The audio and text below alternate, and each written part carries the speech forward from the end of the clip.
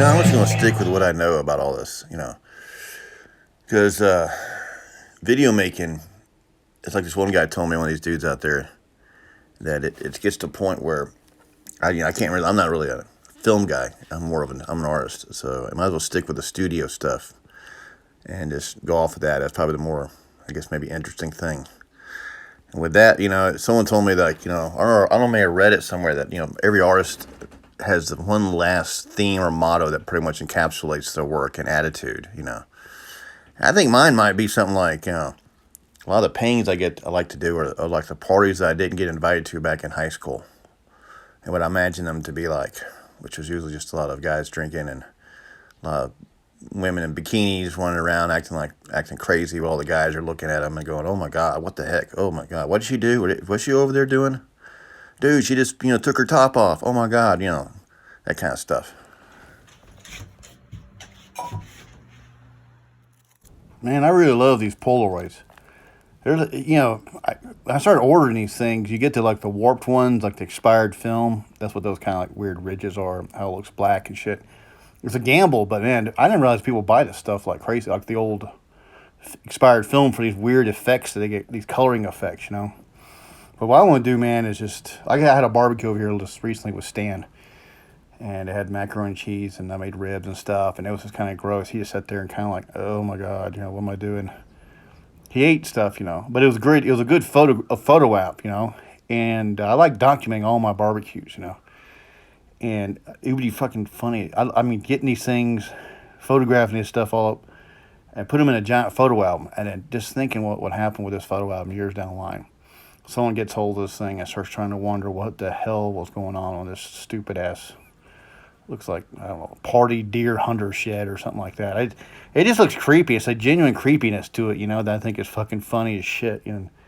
I always liked those kind of photos, Like, I remember one time I found a photo album, I guess I found this years ago, that it was like these hunting photos from like South Texas, and they're all done with this. There wasn't, some of them were Polaroids, but some of the old films, and I just loved looking at that shit. I was like, what kind of world was this?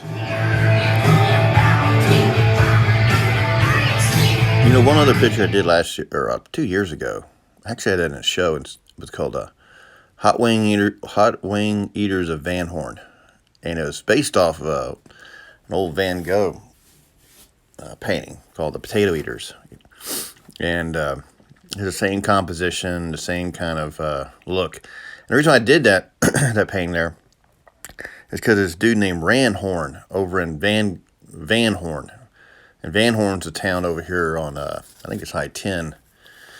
It's kind of on the way above the Big Bend Desert, but it's this crazy old. I don't know what to get. It's a neat old town. I've been there in years. I'm kind of curious to see what it looks like now. But Ranhorn, this artist, made copies of from Van Gogh. He had a whole thing about it. Just type his name in, Texas. Who did it? Was that one site? Texas Country Reporter did a whole thing on the guy, and it has him in his shop. He was a preacher. I think he worked in a prison system, and he had this like an old grocery store or something, or convenience store. It was right downtown, and it was just loaded with fucking paintings and resale shop. I went there one time, this was back in 99 or so. Then I think he closed years ago. He's not around anymore. But his paintings were in. It was really, I thought it was a true folk art or outsider work, And but it was always loaded with political messages, a lot of them were. And so I kind of did, it was like my version of one of Van Gogh paintings, but. That was one of the things about it. I'm kind of going back in time. I can't really last video I put on Instagram. And I started realizing that all my subs on Instagram are all part of the art community. And I was like, yeah.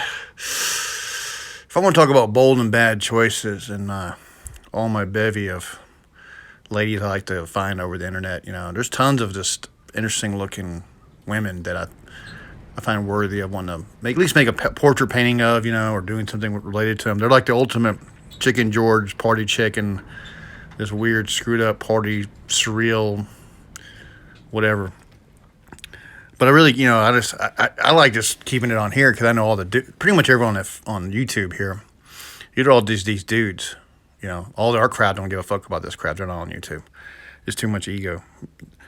So I'm gonna give some thanks to at the end of the video, some of my long time stalker fan characters that have been around. I mean, I've been on here for like 10 years plus, you know.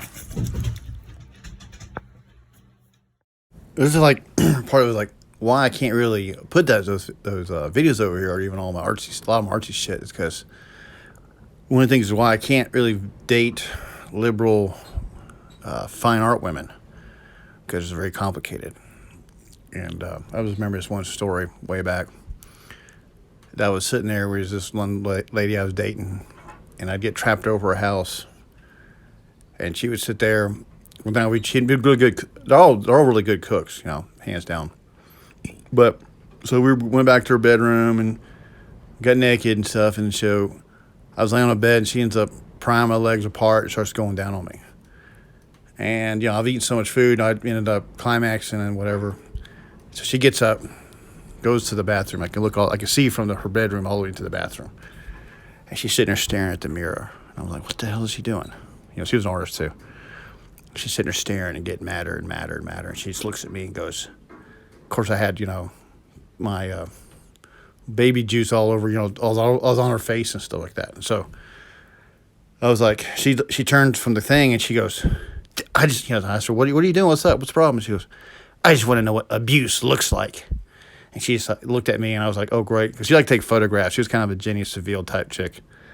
Like, she likes being, you know, tattered and, you know, looking at that kind of stuff. You got just look up Jenny Seville. You know what I'm talking about. And so she comes in there, and she sits down, turns the lights on. I'm so, you know, had like wine and was like tired and shit. And she just turns the lights on, sits in his chair, and she goes, and sits there staring at me. I'm hoping it'll just pass. And she goes, do you want to begin? And like I was being interrogated. So this is your typical experience where I don't really get out and like trying to pursue this kind of level of characters is this is totally it's just not really what's the word, realistic.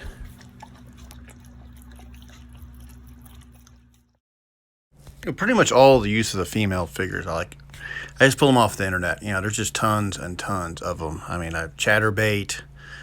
I'm on some Facebook group called Lewd Foods. You're always looking for body, but this is something about figures in certain positions that, you know, you're trying to execute a painting, or you see a picture like that one there, the way that face of that lady looks. You know, I was gonna put it right there on that sketch there. You know, these things inspire stuff. You know, like this. I thought this was a great photo.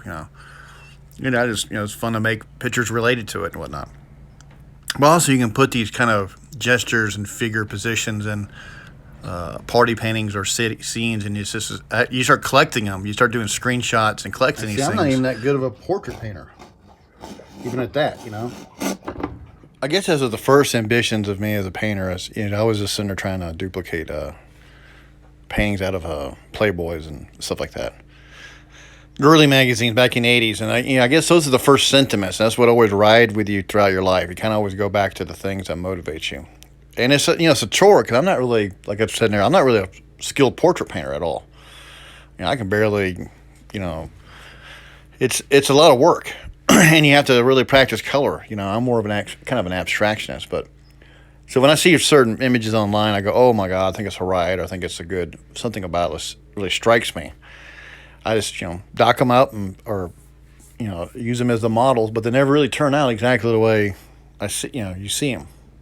It's like this one's not even, it's supposed to be Debbie Does Dallas, but it might as well be like Jenny Craig Does Dallas. I mean, that's not even really that real. I do like the shades of color in it. It's actually pretty good. I don't know if y'all can see.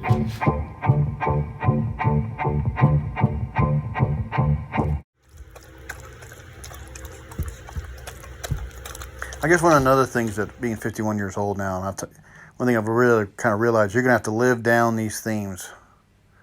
I don't know if I said that same thing last video, but you have to live this shit down.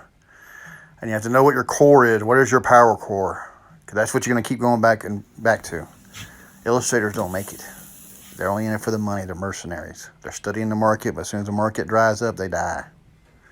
When you have a power core, which for me is the femme fatale, heavy metal, bad horror movies from the 70s, power eating, barbecue, pussy, babes, the whole thing. I like all that stuff. So to me, I like westerns, but all of a sudden you have to live. Basically, all these factors all swirl together and basically make your artistic identity. Either you accept it or you don't, or you go with it.